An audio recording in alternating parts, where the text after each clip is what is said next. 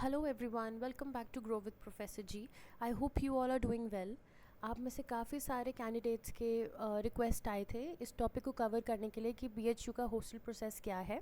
हम यहाँ पे जो रेफरेंस लेने वाले हैं इन क्वेश्चंस को आंसर करने के लिए, that is going to be the BHU hostel manual 2022 जो बीएचयू की वेबसाइट पे गिवन है। ठीक है, मैं आपको दिखा देती हूँ एक बार। तो ये इनकी मैनुअल है, हम इसको रेफ़र करके ही फटाफट से एक बार देख लेते हैं कि क्या हॉस्टल प्रोसेस है। ठीक है, तो फर्स्ट पैराग्राफ में तो इन्होंने इंट्रोडक्शन दे रखा है बीएचयू के बारे में। उसके बाद इन्होंने यहाँ बता रखा है the 5 institutes and 18 faculties have a definite number of hostels under their control, कि हर इंस्टीट्यूट का और हर फैकल्टी का अपना अपना एक हॉस्टल होता है। उसके अलावा there is a Triveni complex of 6 girls hostel, जिनके नाम इन्होंने यहाँ बता रखे हैं: गंगा, यमुना, सरस्वती, गोदावरी, गोमती एंड कावेरी। ठीक है, इसमें फ़ीमेल स्टूडेंट्स होती हैं of different courses including PhD scholars हो सकते हैं डिफरेंट फैकल्टीज़ और इंस्टीट्यूट्स के। उसके अलावा इन्होंने इनटेक कैपेसिटी बता रखी है यहाँ पे कि 36 स्टूडेंट्स से लेकर 628 स्टूडेंट्स भी इनके पास हैं कुछ हॉस्टल्स में। ठीक है, उसके बाद इन्होंने यहाँ कह रखा है कि फैकल्टी ऑफ साइंस में which has 5 boys and 5 girls hostels with intake capacity of as 2000 students, इतने ज़्यादा बच्चे भी इनके बड़े हॉस्टल्स में रहते हैं। तो इन्होंने यहाँ पे बता रखा है कि आईएमएस वगैरह में एग्रीकल्चरल साइंसेज में कितने स्टूडेंट्स हैं और क्या इनका एवरेज रहता है। ठीक है, हमको यहाँ पे जिस चीज़ पे फोकस करना है वो पेज नंबर इनका 12 पे आता है। ठीक है, मैं आपको बता देती हूँ कि अलॉटमेंट कैसे होने वाली है हॉस्टल्स की। तो यहाँ पे हम देखेंगे this chapter includes eligibility and priority for hostel accommodation, कि हॉस्टल एडमिशन का प्रोसीजर क्या है, इंटर हॉस्टल ट्रांसफ़र कैसे हो सकता है, एट्सेट्रा एट्सेट्रा। तो ये पेजेस आपको थोड़े ध्यान से पढ़ने पड़ेंगे। ठीक है, आप इनफॉर्मल इसका व्यू ओपिनियन भी ले सकते हैं और वीडियोस भी देख सकते हैं, और जो ऑलरेडी कैंडिडेट्स हैं, जो स्कॉलर्स काम कर रहे हैं, पढ़ रहे हैं बीएचयू में, आप उनसे उनका एक्सपीरियंस ज़रूर पूछिएगा कि उनका हॉस्टल एक्सपीरियंस कैसा है, और तभी अपने आप को इसमें इन्वेस्ट करिएगा। ठीक है, तो एक बार हम मैनुअल के हिसाब से एलिजिबिलिटी देख लेते हैं क्या है। So the first criteria here is the eligibility for hostel accommodation. ठीक है, तो इनमें से ये चीज़ें जो हैं वो मीट होनी चाहिए। A student is admitted to a full time degree, या आपका डॉक्टोरल कोर्स होना चाहिए। अगर आप डॉक्टोरल स्टूडेंट हैं तो आपको हॉस्टल प्रोवाइड होने का ये फर्स्ट स्टेप है दैट यू आर मीटिंग। ठीक है, आप किसी भी पार्ट टाइम कोर्स में इनरोल नहीं होने चाहिए। ठीक है, फिर उन्होंने बोला कि आपको कभी भी पहले किसी हॉस्टल से डी बार नहीं करा हुआ होना चाहिए। उसके बाद कि आप आपका एम्प्लॉयमेंट बेसिकली नहीं होना चाहिए, ये कोई भी कोर्स आपका बीएचयू के बाहर का नहीं होना चाहिए। बेसिकली उनका कहने का मतलब ये है कि आप एक फ़ुल टाइम स्कॉलर यहाँ पे बीएचयू में आप होने चाहिए हो। उसके बाद कि 8 किलोमीटर्स के से ज़्यादा आप बीएचयू से दूर रहते हो। मान लीजिए आप बनारस के अलावा लखनऊ से आ रहे हैं, प्रयागराज से आ रहे हैं, दिल्ली से हैं, पंजाब से हैं, तो आपको इसके लिए कंसिडर किया जाएगा। तो मिनिमम उन्होंने बोला है कि 8 किलोमीटर दूर से ही you are eligible to take hostel at the BHU campus. ठीक है, इसके अलावा इन्होंने बोल रखा है कि आपको हॉस्टल ड्यूज़ पे करने होंगे। आपके जो पेरेंट्स गार्जियंस हैं वो भी वाराणसी के बाहर रह रहे हैं, तो ये सारी चीज़ें अगर आप मीट कर रहे हैं तो आपको हॉस्टल अकोमोडेट ज़रूर मिल सकता है, इसमें आपको कोई प्रॉब्लम नहीं आनी चाहिए। उसके बाद इन्होंने बोल रखा है the total intake capacity of each hostel in the university is given in the table 1। ठीक है, इसके बाद इनका एनेक्चर है, उसमें टेबल 1 इन्होंने दे रखा है कि क्या कैपेसिटी रहती है।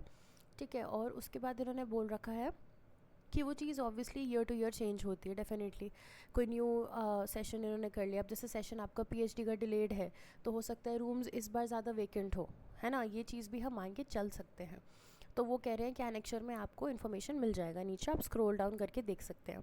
उसके अलावा हॉस्टल फ़ीस जो है वो भी सुनने में आई थी कि हर हॉस्टल की आपकी फ़ीस अलग होती है, और पीएचडी के लिए जो न्यू बिल्डिंग बनी थी वो अराउंड 8 to 10,000 का उनका फ़ीस हो गया था। हावेवर आप एक बार फिर भी ऑफिशियल स्टैटिस्टिक्स देखकर ही जाना। ठीक है, उसके बाद इन्होंने बोला है the paid allotment hostels carries a paid allotment fees of 1500 per month in addition to the regular hostel fee. ये एक अलग से आपकी फ़ी होती है जो चार्ज हो रही है in addition to the regular fees जो आप दे रहे होगे। ठीक है, इसके अलावा रिजर्वेशंस हैं यहाँ पे, जैसे नॉर्मल आपकी एप्लीकेशंस में होती हैं उसी तरीके से एससी एसटी वगैरह, और भी यहाँ पे क्राइटेरियाज़ हैं, कोटाज़ हैं, उस हिसाब से आपको रिजर्वेशन यहाँ मिल जाएगी। ठीक है। उसके बाद यहाँ फॉरेन नेशनल्स के लिए भी अकोमोडेशन है, वो उस तरीके से अप्रोच कर सकते हैं। फिर अलॉटमेंट रूल्स पे आ जाते हैं।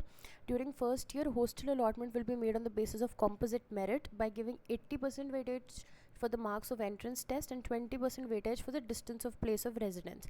इसका मतलब ये है कि जो 80% आपका आएगा इसमें, वो आपका मेरिट के बेसिस पे आएगा, जिसके बेसिस पे आपका BHU में एडमिशन हुआ है, एंड 20% आपका आएगा on the basis of the distance, कि आप कहाँ रहते हो, कितनी दूर रहते हो। मान लो पंजाब रहते हो, दिल्ली, उत्तराखंड, कहीं से भी आए हो, तो वो डिस्टेंस को यहाँ पे कंसिडर किया जाएगा। मान लीजिए कोई ऐसा कैंडिडेट है जो बिल्कुल ईस्ट से आ रहा है, त्रिपुरा, मणिपुर, शिलोंग से आ रहा है, तो उनका उस तरीके से यहाँ पे वेटेज काउंट किया जाएगा। ठीक है। तो इसके बाद उन्होंने लिखा है the hostel allotment for second year onward shall be done based on the performance of the students. Obviously कि फर्स्ट ईयर का अलॉटमेंट तो आपका मेरिट बेसिस और डिस्टेंस पे हो गया, इसके बाद आपको यूनिवर्सिटी एग्जामिनेशन के बेसिस पे और डिस्टेंस फैक्टर दोनों को कंसिडर करके किया जाएगा। ये इन्होंने सेकेंड ईयर के लिए बोला हुआ है। उसके बाद उन्होंने बोला है कि एडमिशन प्रोसीजर में ये सारी चीज़ें होंगी कि जो student desirous of seeking hostel accommodation at graduate level has to apply on a prescribe form. ये आपको मिलेगा office of the principal of the college या आपका डीन फैकल्टी ऑफिस से। ठीक है। तो आप लोग पूछ रहे थे ये फॉर्म कहाँ से मिलेगा, ये आपको मैनुअल में ही दे रखा है कि ये जो फॉर्म है ये आपको ऑफिस ऑफ द डीन या आपके प्रिंसिपल से मिलेगा। ठीक है। आप वहाँ जाके ये कलेक्ट कर सकते हैं और इसको फिल करके आप सबमिट कर सकते हैं। ऐसा कुछ नहीं है कि first come first serve basis हो, क्योंकि आपको यहाँ क्लियरली बोल रखा है, अभी हमने पढ़ा था ना, मैं आपको दिखा देती हूँ कि यहाँ पे कॉम्पोजिट मेरिट एंड आपको आपके डिस्टेंस के बेसिस पे ही दिया जाएगा। यहाँ पे सारी चीज़ यहाँ पे क्लैरिफाई कर रखी है, तो आप बिल्कुल पैनिक मत करो, आराम से ये फॉर्म फिल करना। इसमें आपके कुछ डॉक्यूमेंट्स भी लगेंगे, वो भी मैं आपको दिखा देती हूँ क्या डॉक्यूमेंट्स लगेंगे। जो जनरल डॉक्यूमेंट्स होते हैं, आपका प्रूफ ऑफ रेजिडेंस होना चाहिए, आपका जो एडमिशन लेटर है, एडमिट कार्ड है, वो होना चाहिए, आपका फ़ीस सबमिशन जो आपने करी है PhD के लिए सबमिशन, उसका प्रूफ होना चाहिए, ये कहने के लिए कि आप एक स्टूडेंट हो, आप एक फुल टाइम स्कॉलर यहाँ हो BHU में, और जो डिस्टेंस है आपका वो 8 किलोमीटर से ज़्यादा है। तो आपके ये प्रूफ्स बेसिकली लगेंगे। इसके अलावा इन्होंने बोला है for admission to the Triveni complex principal of your जो भी आपका कॉलेज है, इंस्टीट्यूट है, उनको रेकमेंड करना पड़ेगा नेम आपका according to the quota allotted to the college faculty. ठीक है। तो आप अपने प्रिंसिपल से रिक्वेस्ट कर सकते हैं, अगर आपको त्रिवेणी कॉम्प्लेक्स में वहाँ पे रूम चाहिए हॉस्टल में, तो आप अपना देख के डिसीजन अपने प्रिंसिपल को दे सकते हैं। बिल्कुल ठीक है। Every student who has been allotted hostel accommodation is required to fill up a hostel card. ये तो सारी उनकी जो जनरल वो है ना criteria, you have to meet that, कि आपको हॉस्टल कार्ड बनाना होगा, आपको अपने गार्जियन की इन्फॉर्मेशन सबमिट करनी होगी जी, जस्ट इन केस कुछ इमरजेंसी हो जाता है तो SOS कंडीशंस में वो किसको कॉल करें, क्या है, तो ये सब तो बहुत जनरल चीज़ें हैं। ठीक है। इसके अलावा इन्होंने बोला है कि all the seats are on all the hostel seats are allotted on a double occupancy. That means कि एक रूम जो है वो 2 लोग शेयर करेंगे। However on the basis of the size उनको सिंगल ऑक्यूपेंसी या ट्रिपल ऑक्यूपेंसी भी किया जा सकता है। मान लीजिए कोई रूम है जो थोड़ा बड़ा है, उसको वो ट्रिपल ऑक्यूपेंसी कर देंगे, या कोई रूम है जो छोटा है जो 2 लोगों को अकोमोडेट नहीं कर सकता, तो उसको वो सिंगल ऑक्यूपेंसी कर देंगे। उसके बाद उन्होंने यहाँ बोला है the allotment of rooms to students of subjects common to 2-3 faculties. कुछ ऐसी 2-3 फैकल्टीज़ जो होंगी वो कॉमन स्टूडेंट्स ले रही होंगी, है ना। जैसे यहाँ पे इन्होंने बोला है कि जो स्टूडेंट्स हैं MA इन जोग्राफी और मैथमेटिक्स के, उनको सेकंड प्रायोरिटी मिलेगी, क्योंकि फैकल्टी ऑफ साइंस का हॉस्टल है वो, तो पहले MSc वालों को प्रायोरिटी दी जाएगी अकॉर्डिंग टू द कोटा, और जब वो सीट्स सारी एग्जॉस्ट हो जाएंगी उसके बाद ही MA वालों को मिलेगा for the faculty of science. ठीक है। ये चीज़ आपको देखनी पड़ेगी, but you don't have to worry much about that. आप अपना फॉर्म सबमिट करिए, अपने डॉक्यूमेंट्स रेडी रखिए, अपनी प्रायोरिटी जो प्रेफरेंस है आपका आप वो बता दीजिए अपने प्रिंसिपल्स को, जो भी आपको चाहिए आप कन्वे कर दीजिएगा। उसके बाद let the department and administrative people decide कि किस हिसाब से उनको सीट एलोकेशन करना है। Triveni complex accommodates female students, ये हमने ऊपर पढ़ ही लिया था। Their admission is based on the quota basis. ठीक है। क्योंकि बहुत कम स्टूडेंट्स हर साल इसमें आती हैं, तो आप अपना प्रेफरेंस बता सकते हैं अपने प्रिंसिपल को, आप उन्हें बता सकते हैं कि I would like to take a room in the Triveni complex. तो इसके लिए कुछ स्पेशल प्रोसीजर है तो आप बता दीजिए, कुछ एप्लीकेशन लिखना है, कुछ फॉर्म स्पेशली अलग से भरना है, तो आप मुझे वो भी इन्फॉर्मेशन दे सकते हैं। ये तो JRF SRF का है जो प्रोजेक्ट्स में काम कर रहे हैं, इनको भी रूम मिल सकता है यहाँ पे for the duration of their project. इसको हम कवर नहीं कर रहे हैं, यहाँ आप डायरेक्टली इसको पढ़ सकते हैं। ठीक है, तो यही इम्पॉर्टेंट आपकी इन्फॉर्मेशन है। इसके अलावा यहाँ पे जनरल रूल्स हैं कि आपका ड्यूरेशन ऑफ द स्टे क्या रहेगा। ठीक है, जैसे फॉर PhD स्टूडेंट्स इन्होंने बोला है कि it should not exceed 4 years from the date of registration या डेट ऑफ फ़ी सबमिशन। जब आपने PhD प्रोग्राम के लिए करी है, आपको 4 साल के लिए ही यहाँ पे मिलेगा। तो ये चीज़ें आपको थोड़ी अच्छे से यहाँ पढ़ लेनी चाहिए कि वेकेशन ऑफ हॉस्टल रूम्स क्या रहेगा, कि कब आपको रूम्स जो है वो वेकेंट छोड़ने हैं। समर वेकेशन में PhD स्कॉलर्स के लिए क्या रूल्स रहेंगे, ये सब आप यहाँ पे जनरल चीज़ों को पढ़ सकते हो। मैंने इंपॉर्टेंट चीज़ें यहाँ पे कवर करी हैं। फिर आप यहाँ रूल्स रेगुलेशंस पढ़ सकते हो। No visitor shall be permitted to stay in the hostel after 9 PM। तो इन्होंने यहाँ पे डेडलाइन बता रखी है कि कोई भी जो गेस्ट आएगा वो 9 बजे के बाद आपके रूम, आपके हॉस्टल में नहीं रुक सकता है। और यहाँ पे जनरल और भी चीज़ें इन्होंने दे रखी हैं, जैसे आप कुकिंग नहीं कर सकते हो अपने रूम में। आपको कोई भी मीटिंग, कुछ भी ऐसा डिस्कशन करना है तो आपको उसकी एक प्रायर परमिशन लेनी पड़ेगी अपने वार्डन से, वहाँ पे जो भी आपकी हॉस्टल में है। ये सारा एक जनरल कंसेंसस यहाँ रूल्स हैं जो आपको फॉलो करना है।